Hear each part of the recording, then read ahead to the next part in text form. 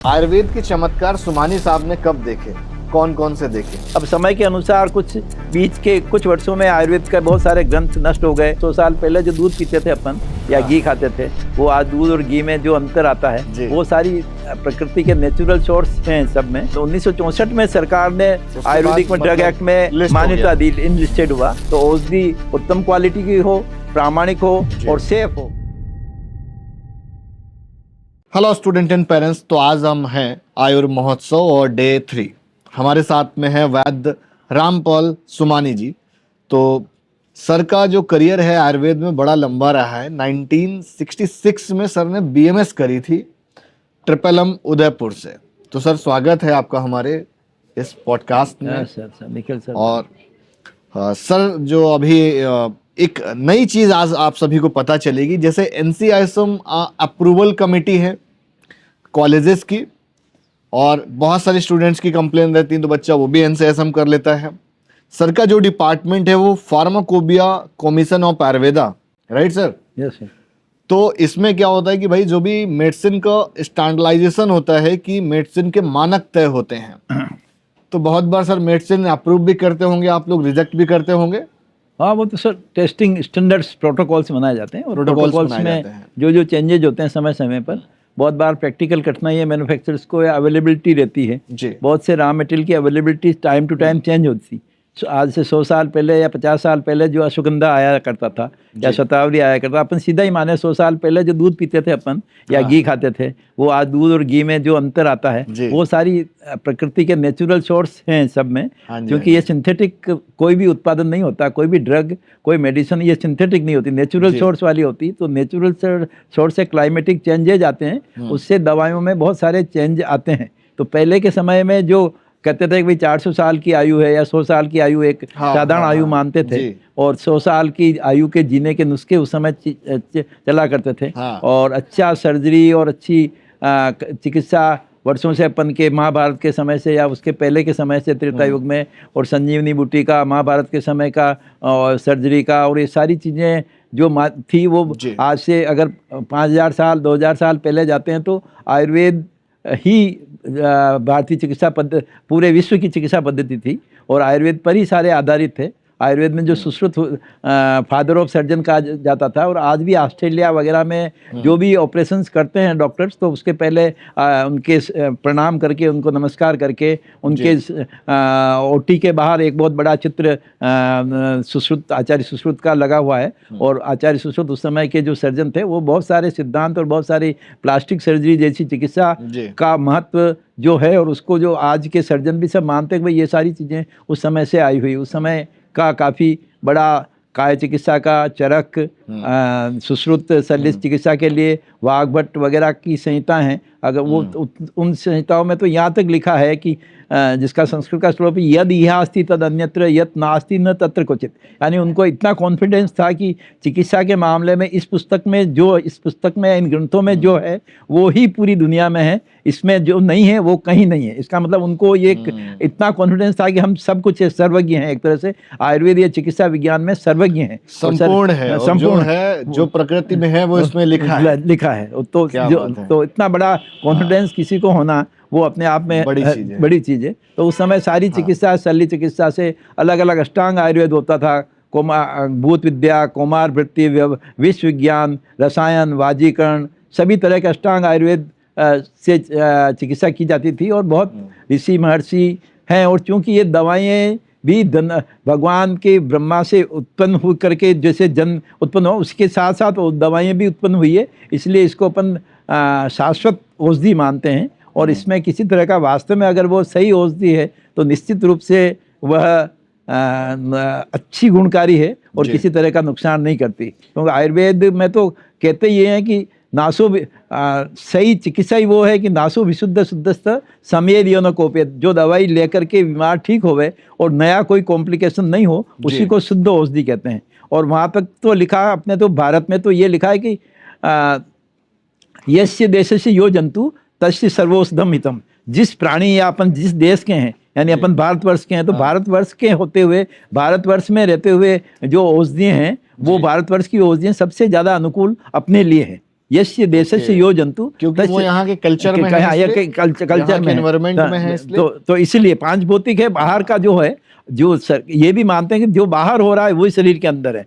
आहार पांच भौतिक है, पांच भौतिक है, यद पिंडे तद ब्रह्मांड है। जो ब्रह्मांड में है वही पिंड में है, जो पिंड में है वही ब्रह्मांड में है। तो बाहर की जो चीजें शरीर के लिए अनुकूल होती है वो शरीर के लिए लाभप्रद होती है, और उससे सभी प्रकार की व्याधियों को ठीक होती है, निश्चित रूप से लाभकारी होती है। अब समय के अनुसार कुछ बीच के कुछ वर्षों में आयुर्वेद का बहुत सारे ग्रंथ नष्ट हो गए, बहुत सारी अच्छी विश्वविद्यालय थे, उसमें क्षारी क्षति अलग अलग कारणों से हुई है। तो उन सब के बाद अब वापस स्वतंत्रता के बाद जो जो आयुर्वेद की कुछ प्रकृति हुई है, और अब 2014 के बाद पृथक से आयुष मंत्रालय बना है। आयुष मंत्रालय बनने के बाद सारी एक्टिविटीज अलग अलग। एक चीज और जो है आपसे जानना चाहेंगे, थोड़ा सा आपको इंटरप्ट कर रहे हैं कि आयुर्वेद के चमत्कार सुमानी साहब ने कब देखे, कौन कौन से देखे?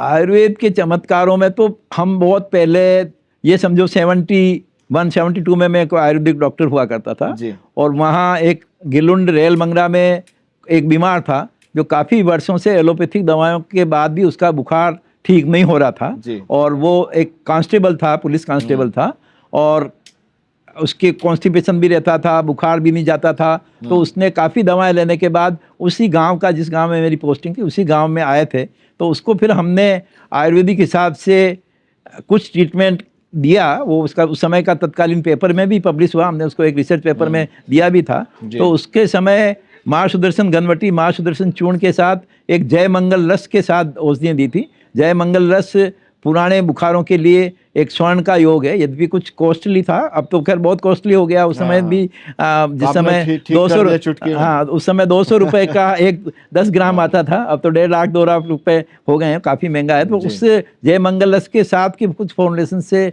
उनको इतना अच्छा लाभ हुआ कि वो जो 6 महीने से अधिक ट्रीटमेंट एलोपैथी का लेने के बाद भी ठीक नहीं हुआ, वो 20 दिन 21 दिन के ट्रीटमेंट के बाद वो ठीक हो गया।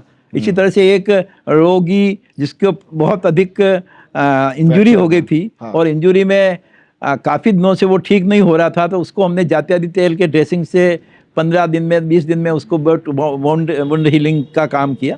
ये सारी चिकित्सा में भी हैं। फिर औषधि निर्माण में भी हमने काफ़ी क्वालिटी कंट्रोल से संबंधित भी काफ़ी काम किए हैं, और उसके बाद अब जो स्टैंडर्डाइजेशन का काम है वो भी हमारी उसी कड़ी में है। बहुत पहले 1964 से पूर्व, यानी ये समझो 1970 से पूर्व आयुर्वेदिक औषधियों को ड्रग एंड कॉस्मेटिक एक्ट में ही नहीं माना जाता, वो औषधि ही नहीं मानी जाती थी। 1964 में सरकार ने आयुर्वेदिक में ड्रग एक्ट में मान्यता दी, इनलिस्टेड हुआ, और अलग से चैप्टर हुआ।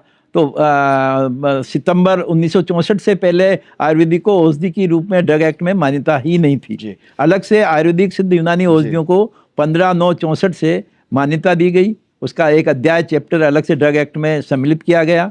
फिर उसके बाद उसको कैसे इम्प्लीमेंट किया जाता, रूल्स रेगुलेशंस बनाए गए। तो फरवरी 1970 में उसके रूल्स रेगुलेशंस बने, और उसके बाद 73 से दिल्ली में, 76 से राजस्थान में, इस तरह से 77 से उत्तर प्रदेश में इन सारे नियमों का इन्फोर्समेंट हुआ। तो मैं उस समय आयुर्वेदिक कॉलेज में लेक्चरर, रसशास्त्र का डेमोन्स्ट्रेटिव लेक्चरर था। उसका रसशास्त्र का दवाओं का बनाने का काम भी मेरे जिम्मे था। उसके बाद एक इंटरव्यू हुआ था, तो ड्रग इंस्पेक्टर DI की पोस्टें निकली थी 76 में। तो उस समय काफ़ी बड़ा कंपटीशन था, उस कंपटीशन में भी भगवान धन्वंतरी की कृपा से मेरा चयन हुआ, और 76 से मैं ड्रग रेगुलेटरी के रूप में 2012 तक drug inspector, assistant drug controller, दूसरे सारे कामों से संबंधित कार्य मैंने संपादित किए हैं।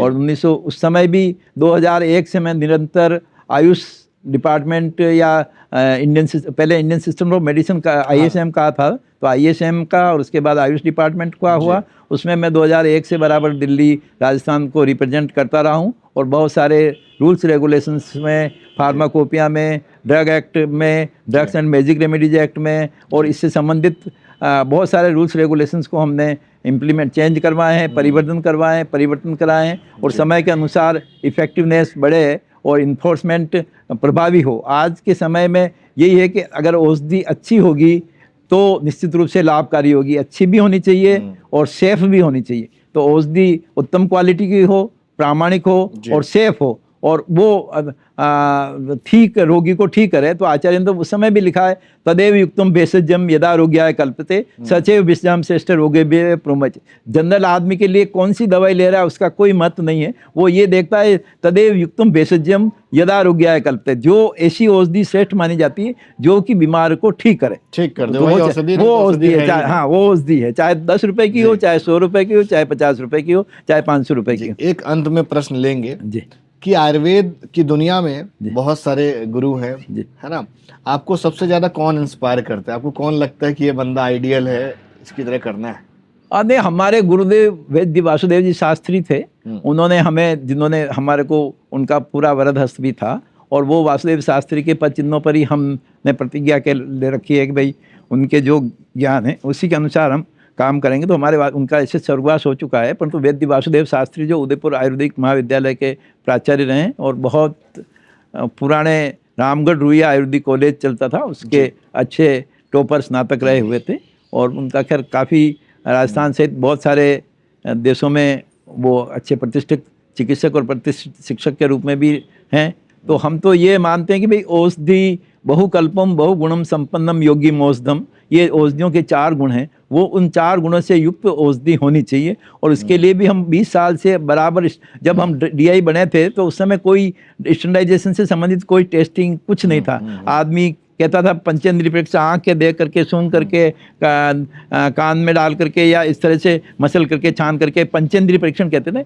उससे हुआ करता। इसको अब स्टैंडर्डाइजेशन डेवलप हुआ, और सबसे खुशी की बात यह कि जो आयुर्वेदिक फार्माकोपिया, यूनानी फार्माकोपिया, सिद्धा फार्माकोपिया और फार्मुलरीज जो बनी है उसको WHO ने भी IP के साथ इंक्लूड किया है। ये सबसे मतलब वैश्विक स्तर पर आयुर्वेदिक फार्माकोपिया को मान्यता कर दी है, और स्विट्जरलैंड वगैरह बहुत सारे राज्य देशों में आयुर्वेदिक औषधियों को उनके स्टैंडर्डाइजेशन के हिसाब से आयुर्वेदिक फार्माकोपिया, जैसे IP इंडियन फार्माकोपिया होती है, BP ब्रिटिश फार्माकोपिया होती है, इसी तरह से आयुर्वेदिक फार्माकोपिया ऑफ इंडिया और आयुर्वेदिक फार्मुलरी ऑफ इंडिया के जो फॉर्मुलेशन स्टैंडर्ड बने हुए हैं उनको उनके अनुसार दवाएं क्रय कर रहे हैं। और आज बहुत सारे देशों में आयुर्वेदिक की औषधि किसी न किसी रूप में, चाहे आयुर्वेदिक औषधि के रूप में हो, न्यूट्रास्यूटिकल के रूप में हो, डाइटरी सप्लीमेंट के रूप में हो, हर्बास्यूटिकल्स के रूप में हो, और किसी न किसी रूप में आयुर्वेदिक की औषधियाँ बहुतायत से मार्केट में और विदेशों में प्रयुक्त की जा रही है। और वो सारी चीज़ें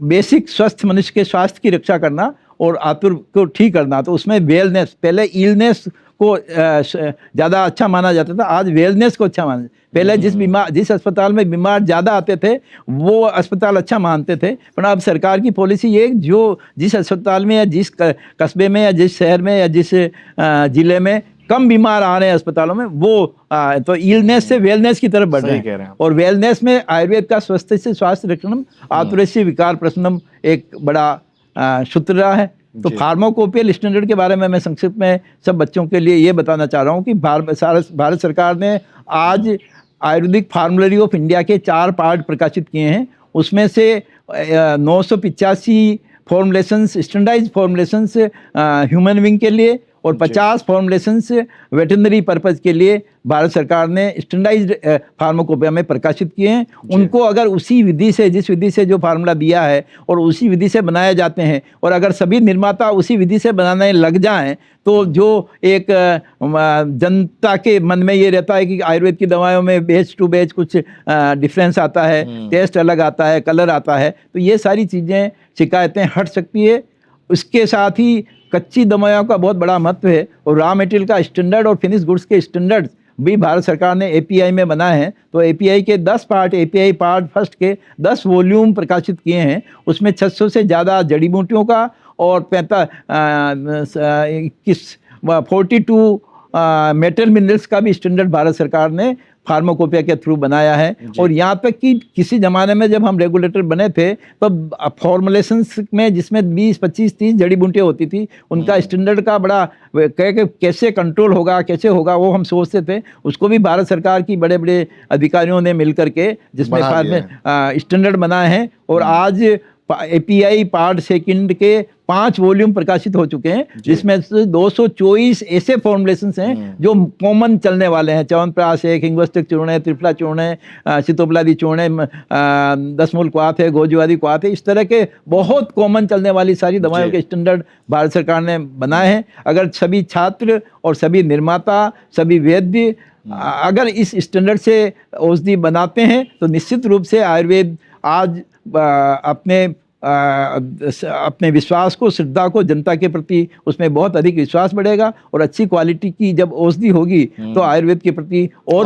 आयुर्वेद और भी ऊंचाइयों पर जाएगा। आज अपन जो देख रहे हैं वैश्विक स्तर पर उसकी मान्यता है, वो और मान्यता जो दृढ़ और दृढ़तर और अच्छी होगी, गुड बेटर बेस्ट वाली जो स्थिति होती वो हम मानते हैं। और आज ऐसा समय है कि अगर अपन सब मिलकर के आयुर्वेद के फील्ड में करने वाले व्यक्तियों का, काम करने वाले व्यक्तियों का, चिकित्सकों का, जन सामान्य का, शिक्षकों का, रिसर्च करने वाले व्यक्तियों का, अगर मनोयोग से, सही भावना से औषधि बना करके अगर निर्मित की जाती है और चिकित्सक प्रिस्क्राइब करता है और वो सारा अगर प्रयुक्त होता है तो निश्चित रूप से औषधि के लिए पीयूष पाणी चिकित्सक बनने में कोई कमी नहीं रहेगी। और वो पीयूष पाणी चिकित्सक अपने आप में एक प्राणाचार्य कहते थे, पहले वैद्य को, डॉक्टर्स को प्राणाचार्य कहते थे, तो वो प्राणाचार्य की पदवी के योग्य होंगे। और सभी आचार्य ने तो उस समय की दवाइयों के बारे में यहाँ तक बनाया, जो गलत दवाई बनाता था उसके लिए एक संस्कृत में दिया है कि दुखिताय शयनाय श्रद्धानाय रोगिणे